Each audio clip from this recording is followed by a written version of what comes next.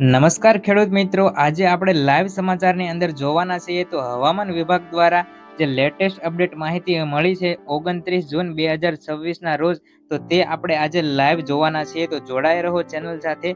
તો આપણે વાત કરવી છે ભારતીય હવામાન વિભાગ એટલે કે IMD અનુસાર દક્ષિણ પશ્ચિમની અંદર ચોમાસું આગામી 2 થી 3 દિવસની અંદર સમગ્ર ગુજરાતમાં આગળ વધવા માટે સાનુકૂળ સ્થિતિ દર્શાવી શકે છે, અને તે પણ આપણે લાઈવ જોઈ શકીએ છીએ.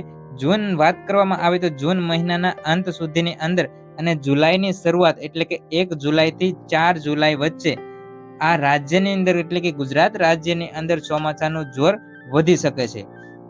વિગતવાર હવામાન અને જે વિવિધ સ્તરોની વિસ્તારોની ઊંડાણપૂર્વક આપણે માહિતી જોતા જઈએ તો આગામી 24 કલાક એટલે 24 કલાકની અંદર પવન સાથે ગાજવીજ સાથે વરસાદ આવી શકે છે.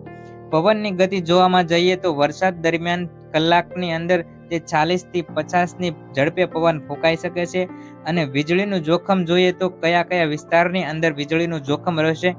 ઉત્તર અને મધ્ય ગુજરાતના જે વિસ્તારો છે ત્યાં વરસાદી વાદળો સાથે તીવ્ર ગાજવીજ થવાની શક્યતા હવામાન વિભાગ દ્વારા આપણને જાણવા મળી શકે છે.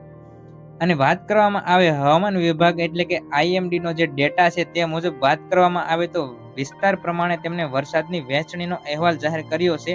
તો દક્ષિણ ગુજરાતની અંદર સૌથી વધુ અસર થવા જઈ રહી છે તેવી માહિતી હવામાન વિભાગ દ્વારા આપવામાં આવી છે, જે આપણે લાઈવ નિરીક્ષણ કરી આપણે વાત કરશું. તો બંગાળની ખાડીની અંદર સિસ્ટમ સક્રિય થવાને કારણે દક્ષિણ ગુજરાતના જે તમામ જિલ્લાઓ છે તેની અંદર વરસાદી માહોલ જામશે. વાત કરવામાં આવે તો ભારે વરસાદનું એલર્ટ છે જે સુરત, નવસારી, વલસાડ, ડાંગ, તાપી અને ભરૂચ જિલ્લાના જે જુદા જુદા વિસ્તારો છે તેની અંદર IMD ના ડેટા પ્રમાણે તેમને આપ્યું છે. અને તાપમાનની વાત કરવામાં આવે તો જે દક્ષિણ ગુજરાતના જિલ્લાઓ છે અહીં વાદળછાયું વાતાવરણ રહેશે અને ઊંચા ભેજને લીધે આશરે 79% જેટલો ભેજને કારણે બફારો વધી શકશે. અને મહત્તમ તાપમાનની વાત કરવામાં આવે તો 30 થી 32 સેલ્સિયસ જેટલું તાપમાન પણ નોંધાઈ શકે છે. અને આગળ વાત કરવામાં આવે મધ્ય ગુજરાતની જે માહિતી મળી છે તો તે મુજબ આપણે વાત કરશું તો અમદાવાદ, ગાંધીનગર, આણંદ, ખેડા, પંચમહાલ, દાહોદ અને મહીસાગર જે જિલ્લા છે આ જિલ્લાઓમાં છૂટા છવાયા સ્થળોએ ગાજવીજ સાથે મધ્યમ ઝાપટા સ્વરૂપે વરસાદ આવી શકે છે.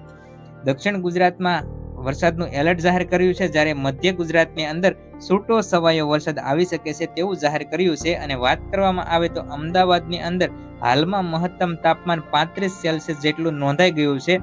આ 29 તારીખની વાત કરવામાં આવી છે. અને આગામી 48 કલાકની અંદર વરસાદ આવી શકે છે ગુજરાતની અંદર. આપણે લાઈવ પણ જોઈ રહ્યા છો અને અમદાવાદ ખાતે જે હવામાન વિભાગ છે તેના દ્વારા જે માહિતી પ્રકાશિત કરવામાં આવી છે તે મુજબ પવનને કારણે રાત્રે સામાન્ય ઠંડુ વાતાવરણ રહેશે અને જેને કારણે વરસાદની અંદર ફેરફાર થઈ શકે છે. હવે વાત કરવામાં આવશે સૌરાષ્ટ્ર એટલે કે સૌરાષ્ટ્ર અને કચ્છની અંદર પ્રી મોન્સૂન અને છૂટા છવાયો વરસાદ આવી શકે છે. વાત કરવામાં આવશે તો રાજકોટ, જામનગર, ભાવનગર, અમરેલી, જુનાગઢ અને બોટાદના જે વિસ્તારો છે આ વિસ્તારોની અંદર પવન સાથે હળવો વરસાદ પડી શકે છે. જો કે કચ્છ જિલ્લાની અંદર મોટા ભાગના વિસ્તારોમાં હજુ વાતાવરણ મુખ્યત્વે આપણને સૂકું જોવા મળી રહ્યું છે. અને વાત કરી દેવામાં આવે તાપમાનની અંદર ફેરફારની આગાહી પણ કરવામાં આવી છે. હવામાન કેન્દ્ર અમદાવાદ ખાતેથી જે માહિતી મળી છે તેની અંદર આપણે વાત કરશું તો 3 દિવસ દરમિયાન મહત્તમ તાપમાનમાં કોઈ મોટો ફેરફાર નહીં થાય, પરંતુ 3 દિવસ પછી એટલે કે જુલાઈના પ્રથમ સપ્તાહમાં તાપમાનની અંદર 2 થી 3 ડિગ્રી સેલ્સિયસનો ઘટાડો નોંધાઈ શકે છે, જેનાથી કાળઝાળ ગરમી અને બફારામાંથી મોટી રાહત મળશે. અને ત્યારબાદ આપણે વાત કરી લઈએ તો હવામાન નિષ્ણાત આંબાલાલ પટેલે પણ વરસાદને લઈને આગાહી જાહેર કરી છે. આપણે લાઈવ તો નિહાળી રહ્યા છીએ, પરંતુ સાથે સાથે આંબાલાલ પટેલની જે આગાહી છે તેની વિશે પણ ચર્ચા કરી લઈએ. તો જાણીતા હવામાન નિષ્ણાત એવા આંબાલાલ પટેલના જણાવ્યા મુજબ ગુજરાતની અંદર જુલાઈના પ્રારંભિક દિવસોની અંદર મેઘરાજા મન મૂકીને વરસશે તેવું તેમણે તેમની આગાહીમાં કહ્યું છે. નદી નાળાઓની અંદર નવા નીર આવશે અને ખેડૂતો માટે ખાસ આ સમય વાવણી કર્યાનો તેમણે ઉત્તમ સમય સાબિત થઈ શકે છે તેવી માહિતી તેમણે આપી છે. જો તમારે ખેડૂત મિત્રો તમે ચોક્કસ તાલુકા કે ગામડાઓની અંદર આ વરસાદને લઈને સમાચારની માહિતી મેળવવા માંગતા હોય તો જરૂરથી આ ચેનલને સબસ્ક્રાઇબ કરી ચેનલ સાથે જોડાઈ રહો, કારણ કે વરસાદ સંબંધિત જે લાઈવ અપડેટ હવામાન વિભાગ દ્વારા તેમજ આંબાલાલ પટેલ જેવા હવામાન નિષ્ણાતો છે અને લાઈવ જે સેટેલાઈટ સિસ્ટમ દ્વારા જે લાઈવ માહિતી હોય છે, તે આ ચેનલના માધ્યમથી આપણે રજૂ કરતા હોઈએ છીએ. તો ચેનલને સબસ્ક્રાઈબ કરી ચેનલ સાથે જોડાયા રહો.